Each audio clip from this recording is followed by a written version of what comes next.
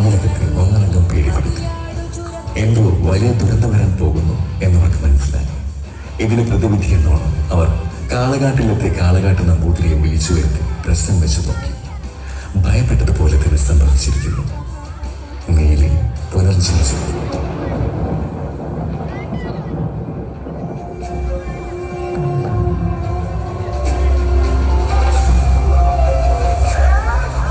അവരുടെ ക്രോധത്തെ തടുക്കാൻ നിങ്ങളെ